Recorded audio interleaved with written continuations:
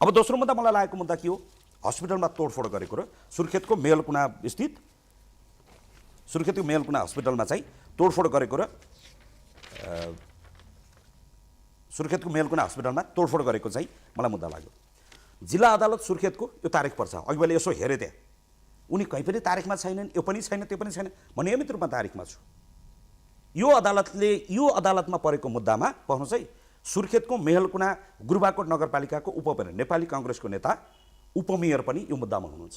उहाँ र म साधारण तारिखमा, अहिले पनि उहाँ बहालवाला उपमेयर हुनुहुन्छ।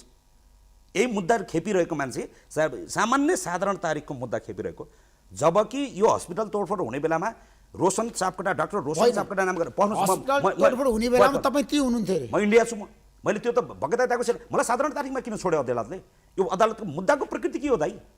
तपाईँको इसारामा चाहिँ हस्पिटल तोडफोड भएको होइन, यति मात्र मलाई भन्नु, चिनेको पनि छैन, जानेको पनि छैन, मात्र के भने डाक्टर रोशन सापकोटा, मैले फेरि पनि भन्नुपर्छ, रोशन सापकोटाको बदमासीले मेलकुना हस्पिटलमा दलितको बच्चाको मृत्यु भएको छ।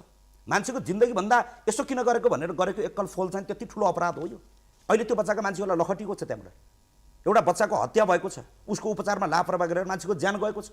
ज्यान गएको मुद्दाका जो पीडितहरू थिए तिनलाई अहिले तारिख भगाइएको छ। यही हो न्याय। जसले पीडा खपेको छ, जसले घृणा खपेको छ, जसले अपमान खपेको छ, छोरा गुमाएको छ, छोरा गुमाएको पीर लिएर आमाहरू अहिले सुर्खेत अदालतमा पाउन सकेका छन् यो चाहिँ मुद्दाले।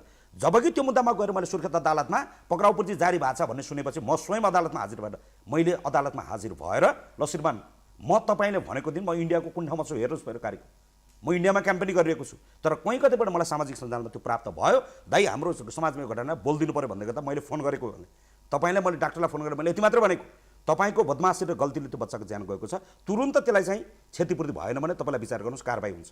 यो के नराम्रो कुरा हो त?